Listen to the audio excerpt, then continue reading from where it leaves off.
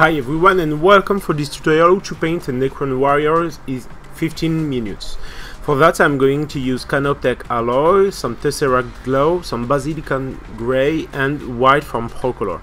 Thanks to Maxirev, it's a French shop who give me the new paints from Games Workshop so I can use it. For that tutorial it's going to be very easy because I want to have something for beginner and that can be pretty interesting for the more experienced painter, because I'm going to create the same kind of tutorial to improve the level of these miniatures, and that will be released on my Patreon very soon.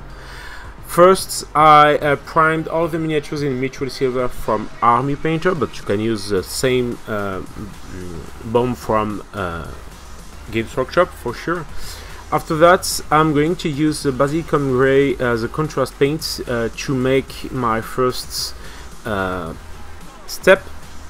Take care when you use contrast paint, don't worry and use your brush to push a lot of color on your paint, so you can be sure that's going to go into the recesses and you are going to have your first shadow on all the miniatures.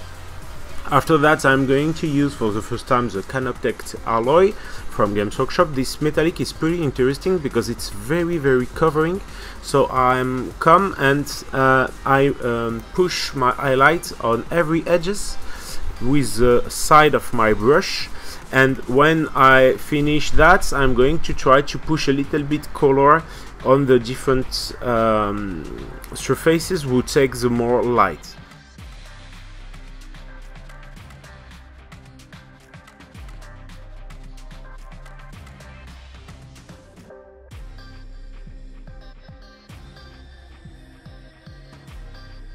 So the first step, you focus on the different edges, and after you push the color to this part to create your transition. As you can see, my color is not so much diluted, but I have a few color on my brush. Take care about that. Sometimes, a lot of times, we have too much color in your brush, and that's why we don't have any control of what we do. So take care about that, and step by step push your highlights everywhere.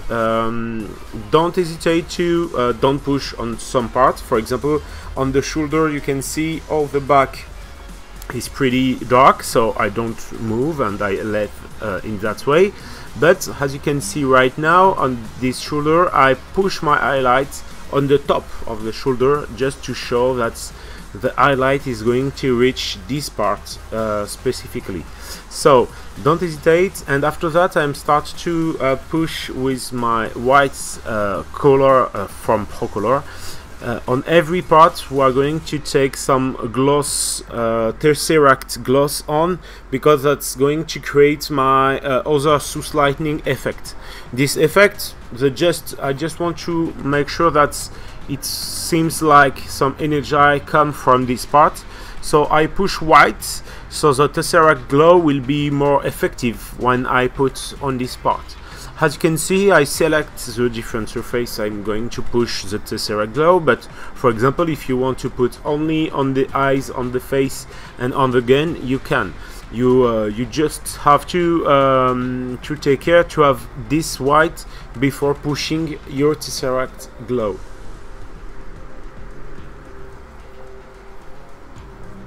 For sure, you can always remove some step if you think it's too complicated, to have something more simply. Again, it takes me only 15 minutes, but I have some experience, so that can take you a little bit more. But the more important things is for you to take pleasure to paint and to have something painted when you are going to start playing with.